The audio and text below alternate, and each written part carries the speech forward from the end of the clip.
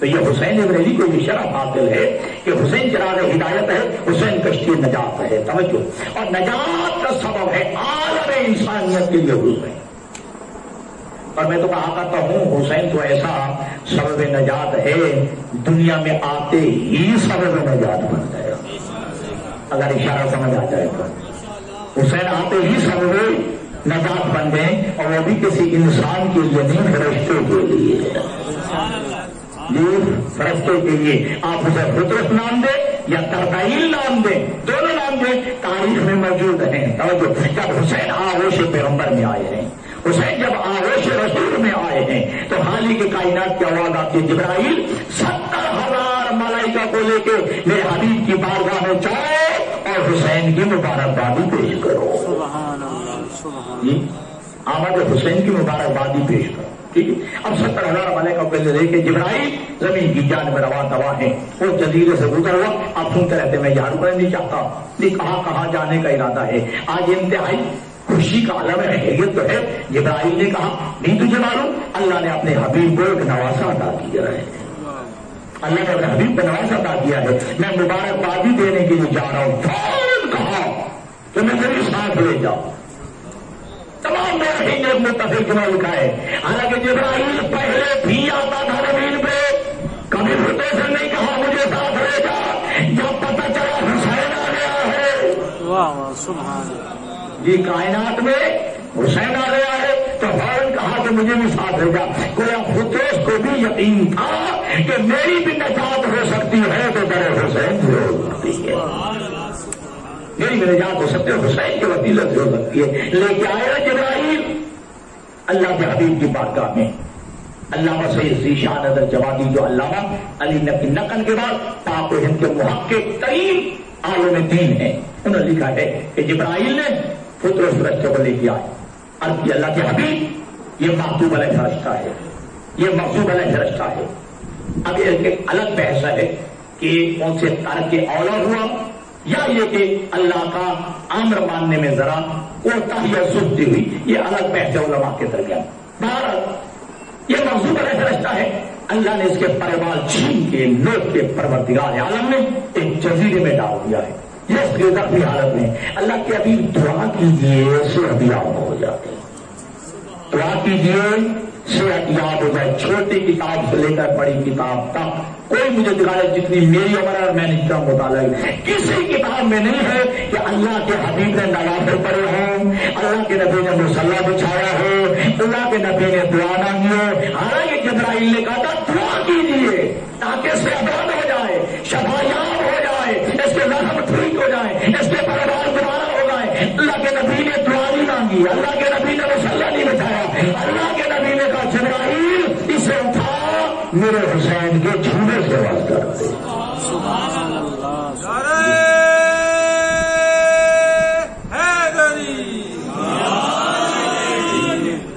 کہ اسے اٹھا اور میرے حسین کے جھولے سے مس کر دے.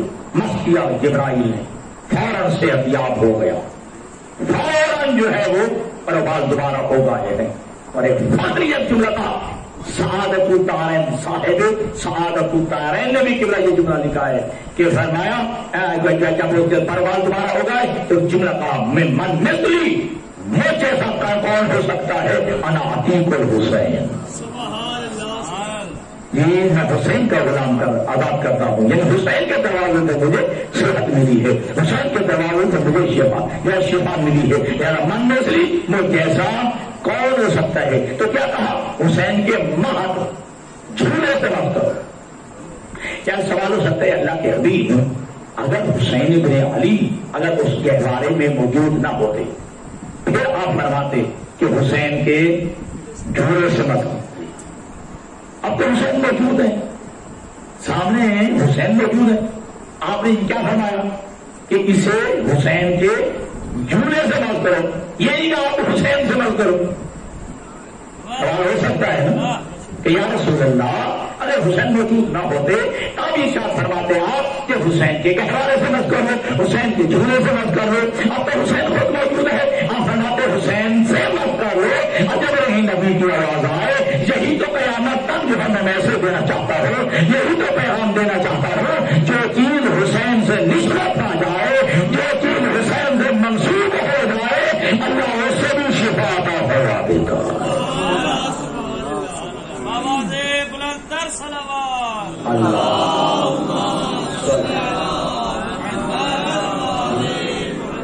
تو یہ چیز حسین سے منسوب ہو جائے، نسبت آ جائے، اللہ اس سے بھی شفا عطا فرما دیتا ہے۔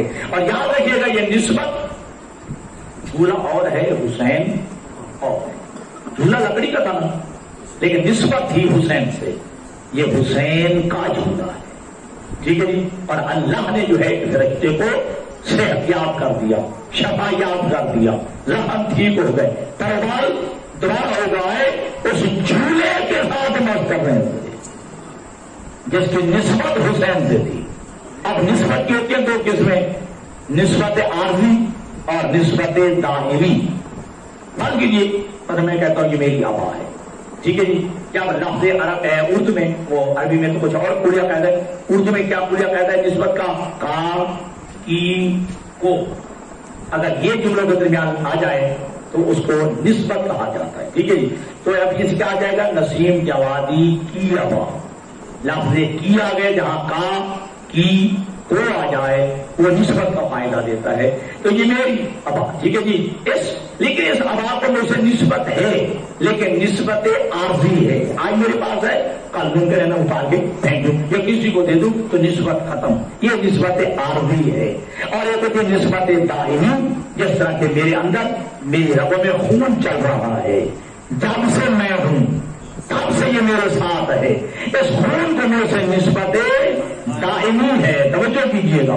تو ایک نسبت عارضی ہے اور ایک نسبت دائمی ہے۔ جو حسین کا جھولا تھا، جو حسین کا پنگوڑا تھا، اس کو حسین سے نسبت تھی لیکن نسبت عارضی تھی، لیکن جس کو حسین سے نسبت عارضی تھی اللہ نے جو ہے اس کو سبب شفا بنا دیا ہے، اور وہ خون حسین جو حسین کی رگوں میں چل رہا تھا کربلا کی زمین پہ گر گیا ہے، اور کربلا کی خاک کا جل بن گیا، اللہ نے اس خاک کو بھی خاک شفا بنا دیا، تو اللہ نے اس خاک کو بھی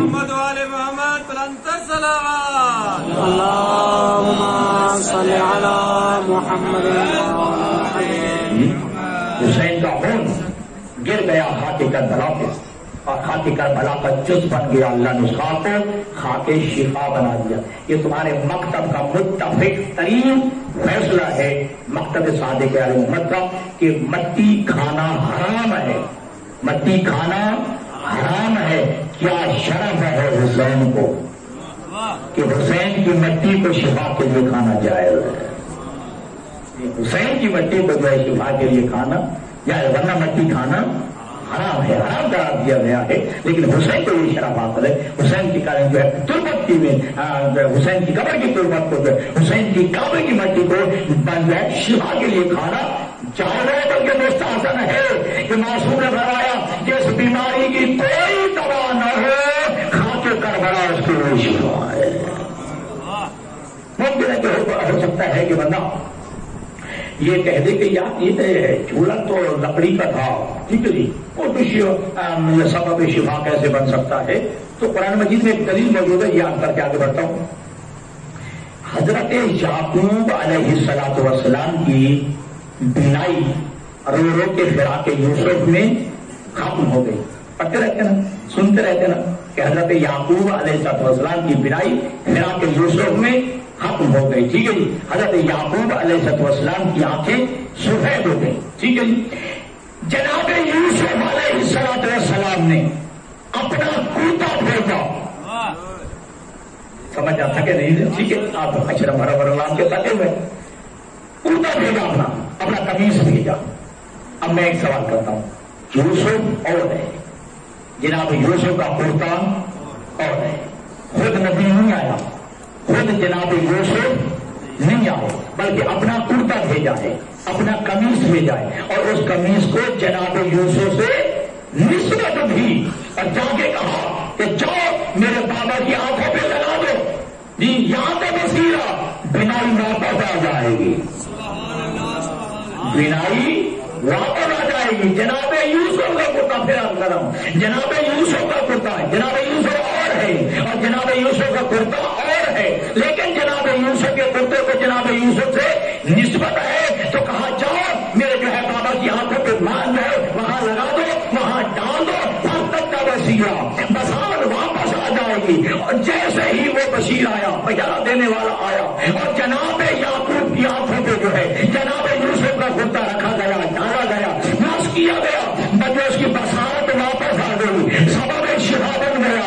اگر جناب یوسف کا کرتا جس کو جناب یوسف کی نسبت ہے اگر کسی نبی کے لیے سبب شفا بن سکتا ہے تو حسین تو وہ ہے جو فخر اسرائیل ہے، جو فخر یوسف ہے۔